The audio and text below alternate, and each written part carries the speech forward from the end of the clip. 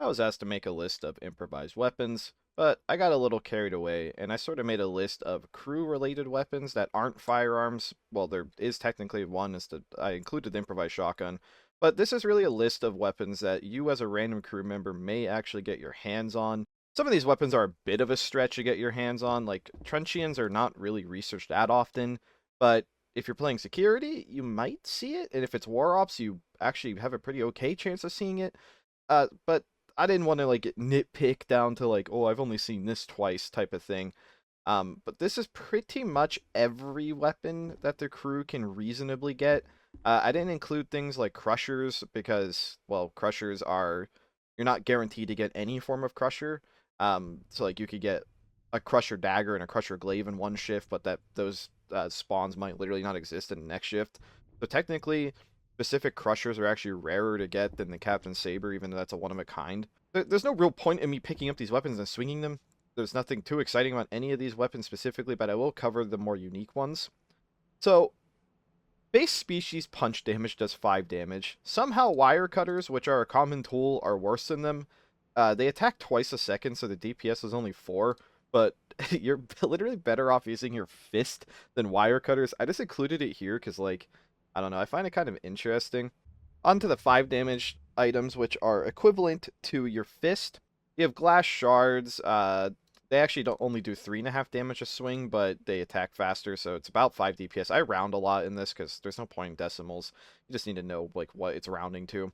Something like a welding tool also only does 5 damage. If you light it, though, it will actually go up to 8, so it's just like the experimental welder, but I just included these two separate because the experimental welder will stay lit longer, but whatever. There's the screwdriver, which does 6 pierce a swing. It doesn't attack any faster. Then you have two odd weapons that do 7. I mean, I guess it's not necessarily odd that they're 7 damage weapons, but the wrench does 4.5 a hit, and it attacks faster, so I just rounded up to 7. And then you have something like the plank clippers, which actually just do 7 damage, so if you are a botanist, you will get your hands on something like that. And it's still just better than your fist, and anything you could wide swing with is automatically a better weapon. On the 8 damage stuff, you have like broken bottles, surprisingly do as much damage as a crowbar. Then you have your first real improvised weapon, which is a shiv. So in order to make something like a shiv, it's actually really easy. To make a shiv, you just need some cloth, a singular piece of glass. Getting something that can actually cut a jumpsuit is actually pretty simple. If you look through this list, there's things like broken bottles and broken glass shards. All of these are sharp and can be used to cut up clothes. You can also sometimes just find cloth anyway, like botanists can grow it, or it's not too rare to just see a piece of cloth on the ground. But if you're truly in a dire situation, you can find any tool that does more than 5 damage to break a light with. For example, a fire extinguisher does 10 damage, a big oxygen tank does 10 damage, and you can literally hit a light, or now that lights spawn broken, it's not too hard to just find a broken light like this, and if you just chuck it at a wall, it will turn into a glass shard, which you could then use to cut up any jumpsuit. Cutting up a jumpsuit yields 3 pieces of cloth, and then if you want to make a shiv, so remember that a glass shard only does about 5 DPS, but a normal shiv does 8. Yeah, it's not an amazing upgrade. Making a normal shiv probably isn't that valuable, but if we move up the row a little bit, we can see that a normal spear actually does 16 damage. You have to wield it, of course, but a wielded spear does do 16 pierce a hit, so that can be very beneficial to make, because 16 damage, I mean, just physically look at the thing, the list of weapons, that puts it pretty high up the DPS list. It's not quite at the highest. 16 DPS actually puts it above pretty much any weapon you could just pick up randomly. Of course, there's things like the knives that are higher, but like a Grey Tider isn't going to like super easily able to get access to these. By the way, the combat knife and survival knife are these knives here. They do 18. The butcher's cleaver actually has about 19 DPS because it does 13 damage a slash. It does 13 damage a hit and attacks faster. So again, I rounded up for the cleaver. But yeah, like a Great Tider isn't going to really be able to get some of these because these are pretty job specific. Like the survival knife is salvage, a combat knife is security, butcher's cleaver, there's only like 1 or 2 per station depending on the chef and how many are mapped. But you can make reinforced spears not too difficult, and that is a 3 DPS increase. You can also make bows not super difficult. You can get wood pretty much anywhere. It takes a lot of wood though, and a decent bit of cloth, but that's only 2 jumpsuits. and each arrow is actually pretty easy to make. So just like how we were talking about how easy it is to get glass, you just need a singular piece of cloth and a single piece of rod. And then again, I know I'm kind of going over a lot here, but making improvised weapons is all kind of the same. It's just a different amount of materials. You could just take something like a crowbar, which are everywhere, and you could literally just break a chair, or if you have a screwdriver, that's definitely preferable. Oops, I almost disassembled the table. You could definitely just disassemble a chair with a screwdriver, and yeah, like it's just super fast, and you just go in here, you make rods, and now these rods can be used to make a spear. So with a rod, a glass shard, and a singular piece of cloth, we can make an arrow, and then if you have more materials, you can make a bow. So glass shards are really useful for weapons. You can also make a spear, which I was showing off a little bit, but that takes LV cables, but those are also pretty common. It's not too hard to get those. You can get them in electrical toolboxes out of the U-tool. You can throw them. They're good for meleeing. They can be tipped with a few units of reagents, but again, a gray shirt is probably not going to be able to get anything too dangerous to put on that, but you could dip in a 4 Loco or something just to get a little bit more damage. You can also make a shiv out of it, and all you need is a respective shard and a piece of cloth. So these 4 materials and LV cables, which I don't have visible, can make the best improvised weapons in the game, and it's really not hard to get them. But yeah, also I failed to mention, if you can't find something like a window, getting glass shards out of lights is great, but if you want to get something like uranium shards, you need to break uranium glass, and you can either break a physical window or you could break the glass panels themselves. If you make a huge stack, you'll make a lot of shards, but really all would recommend is that you just grab the highest damage object that you can find. So it'll probably be something like an oxygen tank, and then all you do is you literally hit the piece of glass itself until it takes enough damage, and then you'll have the shard. Funnily enough, all the glass shards in the game do the same damage, but for whatever reason, if you just wrap a piece of cloth on it like that, you don't even have to use a craft menu to make shivs. That somehow increases his DPS by a shit ton. So like putting a piece of cloth on a glass shard, like a uranium glass shard specifically, triples its DPS. I guess it's because you can wield it easier, but yeah, for whatever reason, that is a huge jump. Most improvised weapons aren't that insane of a jump. The spears, I mean, I guess like the difference between a normal spear and a high-end spear is only a few damage, but the difference between the high-end shiv and like even a plasma shiv and reinforced shiv is 3 damage increase every single time.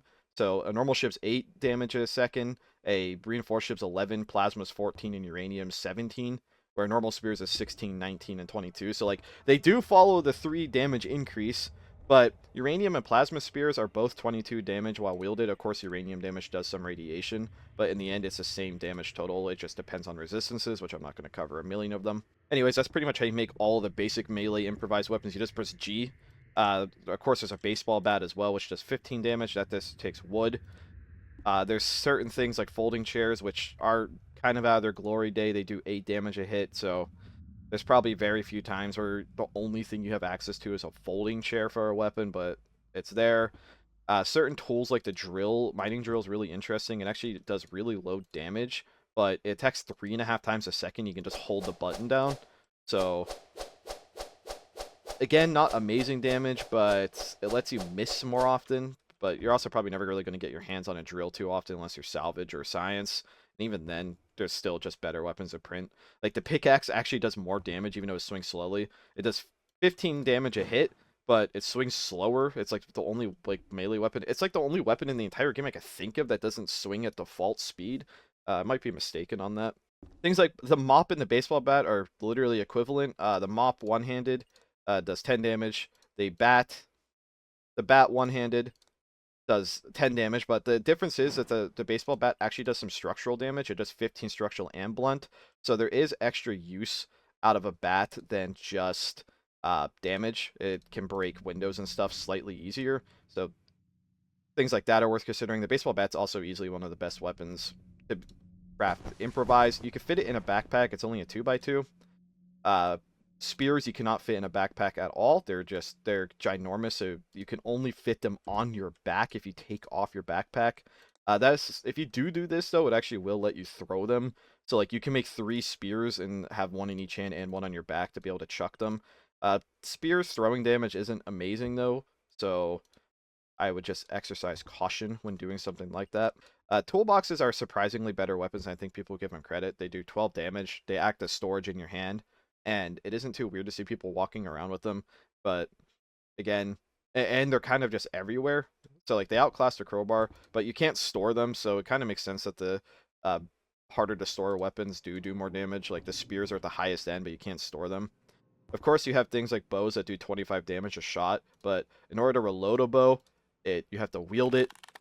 So in order to load a bow, you have to take an arrow, click on the bow, wield the bow, harm, shoot, and then unwield the bow, and then put an arrow on it and go back. So there's no way you're actually going to achieve 25 DPS. That's a theoretical number, but you can't humanly reload that quickly.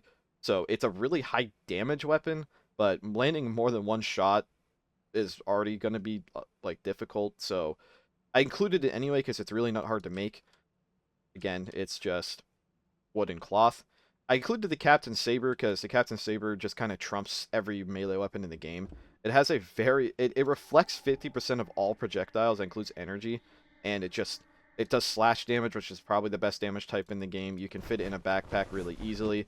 There's a reason you see every syndicate on the planet try to pick this up. It's just probably the best weapon in the game. It outclasses every syndicate weapon. It's better than an energy sword. And then there's also the improvised shotgun. If you manage to land every pellet of an improvised shotgun shell, it can do up to 60 damage. But making an improvised shotgun requires a lot of luck. You can find modular receivers in maintenance, but you can't find rifle stocks as far as I'm aware, so you do have to get some access to a lathe. But really, if you ask science, cargo, probably I'd ask cargo. Cargo doesn't really give a shit about anything. Is you can ask for a rifle stock, and that just takes wood, and it only takes a little bit of cloth, and you can easily make a shell on your own.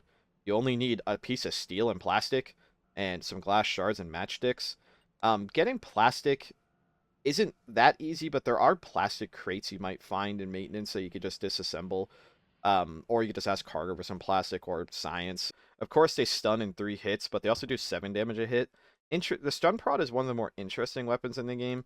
Again, like the stun baton can be turned on and it can stun people. If it's turned off, it doesn't stun people. But turned off, it actually does 9 damage. So it outclasses all of the default tools in the game, but it doesn't outclass things like oxygen tanks and stuff. So it's really just, again, not that practical of a melee weapon. Of course, it can wide swing. It doesn't like stab. Weirdly, you would think it would stab like a spear because it's a prod, but no, you swing it wide, which if you have your stun turned on with the stun prod, you can actually hit more than one object, which makes it impossible to stun someone. The stun prod turned on actually does stun somebody in 4 hits now, I think. Oh no, it takes all 5 hits. So yeah, if you even waste a single charge, a stun prod isn't going to stun someone. So it's not. You might be able to pull it off, but it's going to be difficult. Also, the stun prod isn't that easy to make. It requires a power cell, like a capacitor, which you might be able to find those. They're not super uncommon. It takes a half a stack of cables, though, a rod and glue, which again, you're going to have to get lucky in maintenance. So, something to consider. There's pneumatic cannons, which pneumatic cannons don't really have a damage, but you could put things like tiles in them to do damage. Any tile in the game actually does 5 damage when thrown, so you can put a few tiles in here and shoot them automatically to hit about 10 DPS. You could also put things like knives in there if you somehow manage to get access to multiple knives, but things like shivs don't do any throwing damage as far as I'm aware, so like there's no real easy improvised way to make a throwing pneumatic cannon of damage. People normally just use these for like modular grenades, or yeah, I mean I do see floor tiles, or they'll even shoot glass shards at people with no shoes, but none of those are all that practical. I mean, glass shards actually do some throwing damage, but it's worse than a tile, so there's no real reason to use shards over tiles. And then, of course, there's a truncheon, which does do bonus stamina damage, but you're really only going to see security do it. And I think the truncheon's the highest damage one-handed weapon in the game. Of course, it is kind of hard to get it. It's like high-tier arsenal research, and only the security members can print it. But it only is a 2x2 in your backpack. It does bonus stamina damage, and blunt is often not the most resisted damage type on armor, so against like a juggernaut it would be pretty bad, but most often blunt is pretty good unless you're fighting a slime. And yeah, it's only 6 DPS behind the saber. Of course, slash is better, and the saber is just way more useful in general. But this can be infinitely produced. So like if you're doing war ops and you're trying to get weapons out to people, the truncheon's actually a really solid melee weapon. It's 2 damage worse than the hardest to make spears because uranium and plasma aren't that easy to get, but these also require 2 hands that can't be stored. So, of course, tech versus non-tech. This is a pretty common question. People ask, how do you get a pipe So like the pneumatic canister requires a pipe. I see this. This is a very common question, and this is something I didn't know how to do when I was new.